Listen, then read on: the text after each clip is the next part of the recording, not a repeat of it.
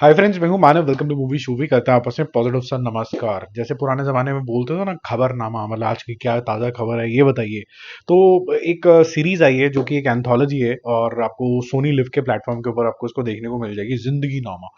6 अलग अलग तरीके की स्टोरी है, बिल्कुल किसी से कोई लिंकेज नहीं है, बट एक कॉमन लिंकेज है। अपने खुद से स्ट्रगल करना और एक होप कैसे मिल जाना, ये स्ट्रगल है, ठीक है।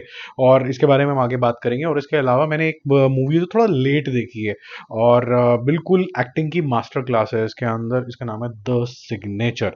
और अनुपम खेर मेरे ख्याल से काफी ज्यादा रिपीटेटिव लगने लगे थे, बट इसके अंदर तो भाई साहब क्या एक्टिंग करी है। I am sure this movie will get lot of recognition later on, जब ओटीटी के अवार्ड्स वगैरह ये सब चीजें होंगे। ये आपको Z5 पे देखने को मिलेगी। तो दोनों के बारे में बात करते हैं। तो जिंदगी नामा 6 स्टोरीज हैं। ह्यूमन स्ट्रगल है बेसिकली, और वो अपने आप से स्ट्रगल है।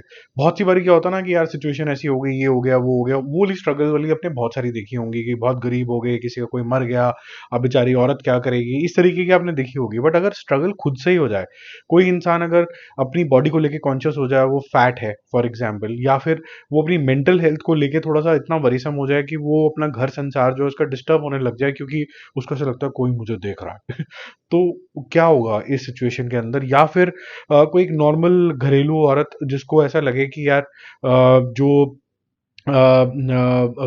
Closeness with the husband is slightly eerie, मतलब वो कंफर्टेबल नहीं हो पाती है उस सिचुएशन के अंदर। या फिर कोई अपनी सेक्सुअल ओरिएंटेशन को लेके थोड़ा सा घबराया हुआ। ये सारी अलग अलग 6 टॉपिक्स है जिनको कवर किया जाता है। मैंने जब देखनी शुरू करी तो पहला जो पार्ट आता है वो आता है प्राजक्ता कोहली वाला। वहां से आपका इंटरेस्ट थोड़ा सा लूज होगा, क्योंकि ये है कि भाई अगर आप थोड़े से वजन में थोड़े से भारी हो, आप उसके लिए अपने आप को बिल्कुल ही प्लान करके चलते हो, मैं ये नहीं करूंगा या ये नहीं करूंगी, तो वो उसके रेपरकशंस क्या हो सकते हैं, क्या ये जरूरी भी है कि नहीं है लाइफ में, और how will you fight it and who will help you fight it. ये सारे एस्पेक्ट इसके अंदर कवर करे गए हैं।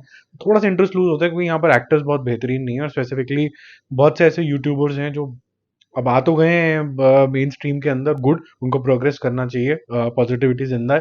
बट वो जो एक्टिंग का बिल्कुल परछम चाहिए होता है ना, to express lot of emotions, वो कई बार नहीं आ पाते। तो आए, लेकिन कोच होके आए तो ज्यादा बेटर है। तो मेरे ख्याल से ये जो फर्स्ट एपिसोड जब खत्म होता है तो सेकंड एपिसोड के अंदर एक्टिंग की मास्टर क्लास फिर से आ जाती है, क्योंकि यहाँ आते शरस टल पड़े।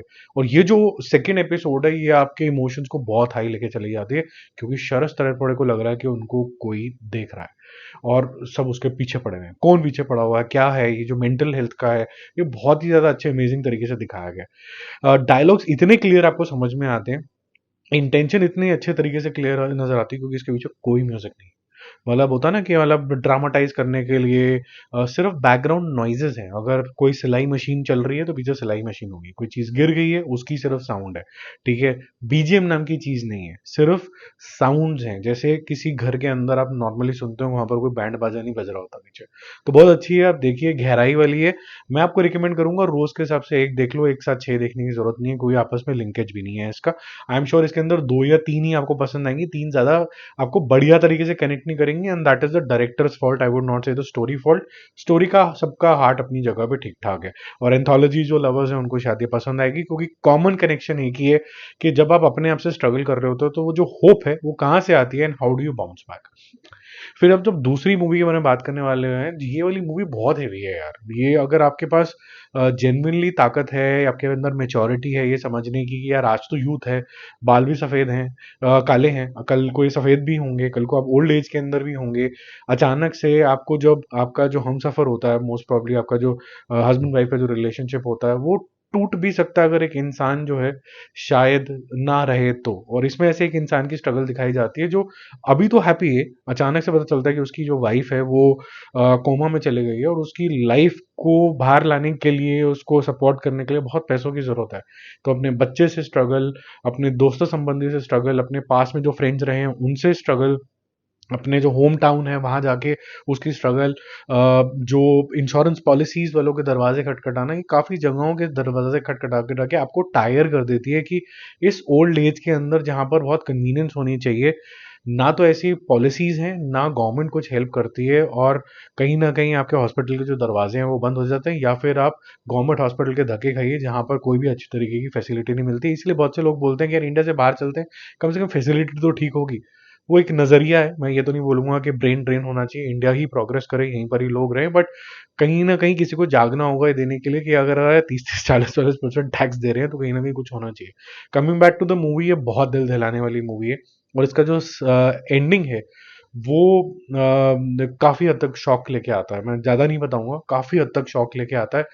आप एक्सपेक्ट नहीं कर रहे होते हैं, या आप हमेशा एंड तक थोड़े थोड़े होपफुल रहते हैं। क्या ये होप बनी रहती है कि आप बिल्कुल गुमनामियों में चले जाते हैं एंड में? मेरे ख्याल से इसका एंड बहुत अच्छा है। कई बार इस तरीके की मूवी के अंदर हम कहीं ना कहीं कुछ एक पॉजिटिव डालने की कोशिश करने लगते हैं, लेकिन इसका बहुत ज्यादा मेरे ख्याल से रियल रखा गया है, और आपके आंखों में डेफिनेटली आंसू आएंगे। एक्टर्स सारे ही बहुत बेमिसाल करें, और जो इंटरेक्शन है स्पेसिफिकली अनुपम खेर की और उसके बच्चे के साथ, और वो कुड़न वाली है, जेन्युइनली आपको कुड़न होती है उससे, ठीक है। और इसी तरीके का आर्टिस्ट चाहिए था इसको परफॉर्म करने के लिए, तो गुड जॉब डन।